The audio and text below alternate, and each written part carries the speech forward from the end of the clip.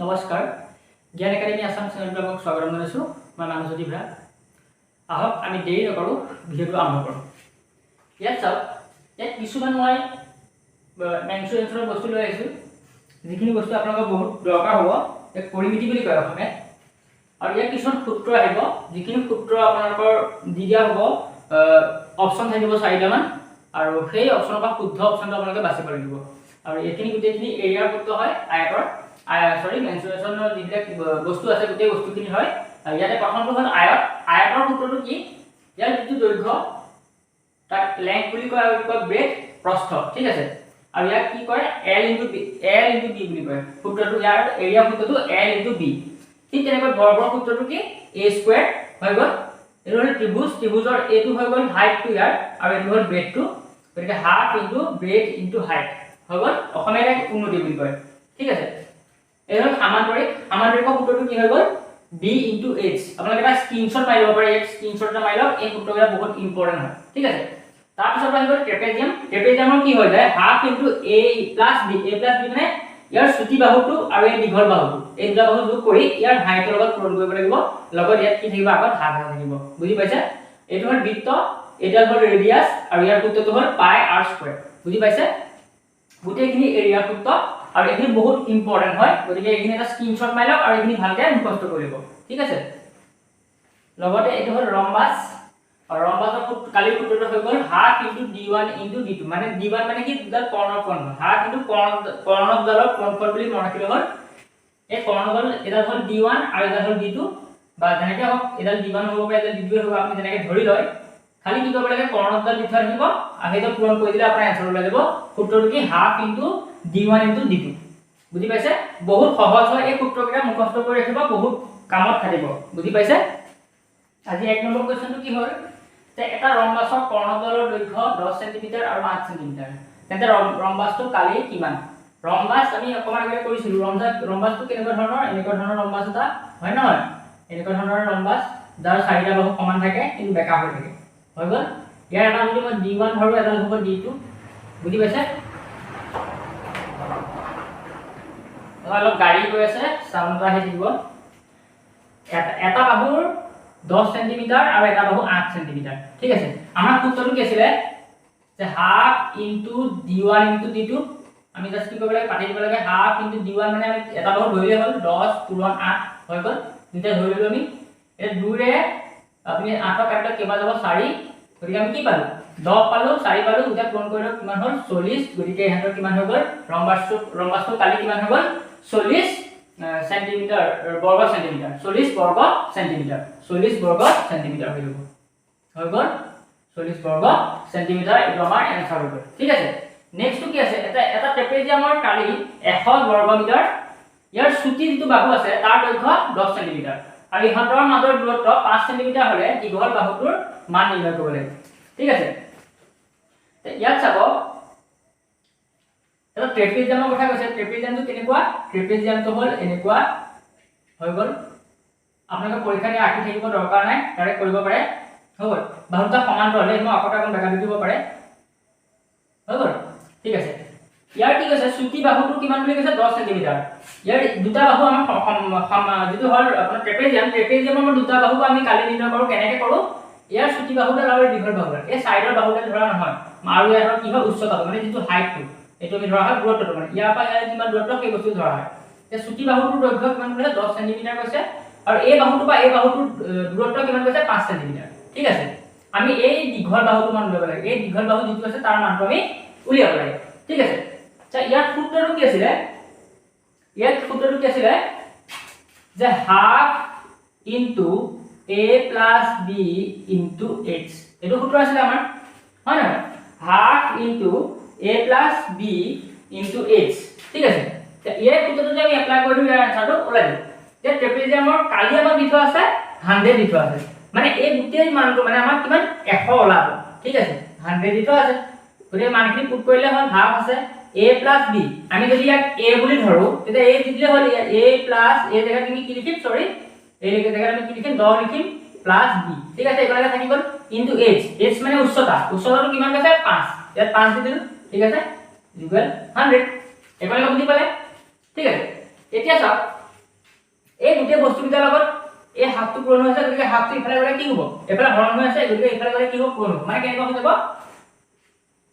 এফালে থাকিব 10 + b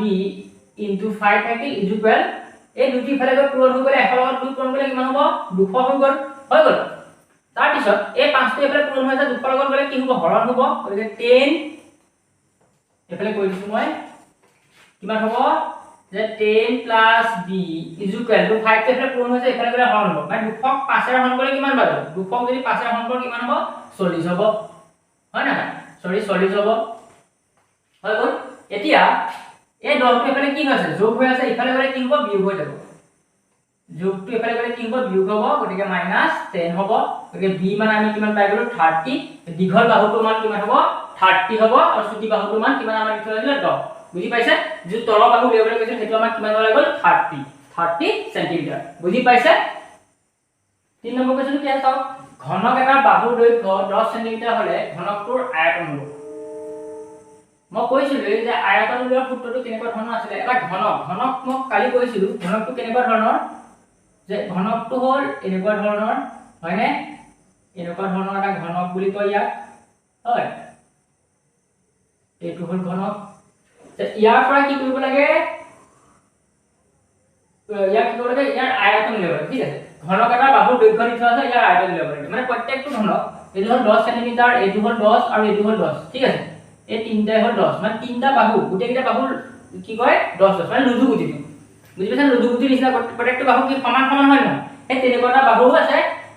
যাৰ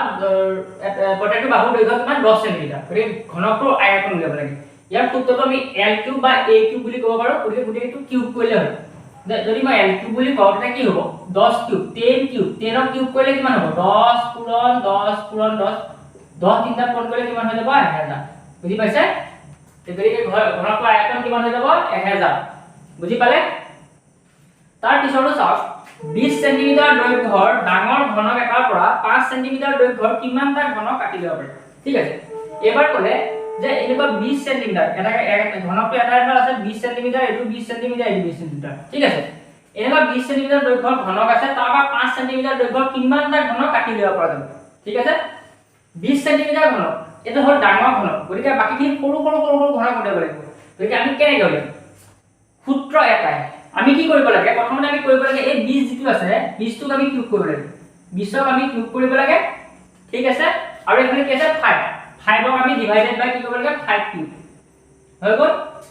20 কিউব কৰিব লাগে 5 ক কিউব কৰিব লাগে আমাৰ आंसर ওলাই যাব ঠিক আছে ভালে হ'ব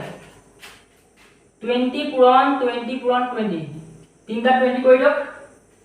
20 গুণ কিমান 400 লগত 20 পূৰণ কৰি দিয়ক কিমান হ'ব 0 তিনটা আহি গ'ল হৈ গ'ল 0 তিনটা আহি গ'ল লাষ্টে কি হ'ব 4 গুণ 8 হ'ব 8000 হ'ব নেকি চালকচোন 8000 হ'ব নেকি তাৰ পিছত ইয়াৰ আহিব মানে 8000 ওপৰত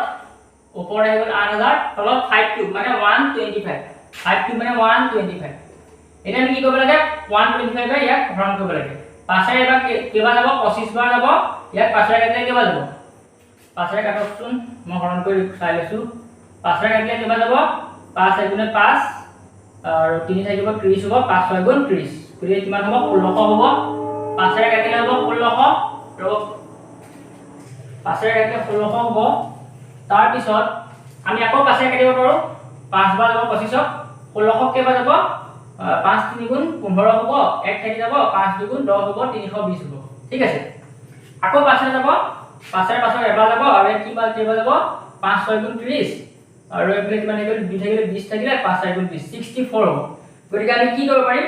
20 সেন্টিমিটাৰ দৈৰ্ঘ্যৰ ডাঙৰ ঘনক এটাৰ পৰা আমি 5 সেন্টিমিটাৰ দৈৰ্ঘ্যৰ কেইটা ঘনক উলিয়াব পাৰিম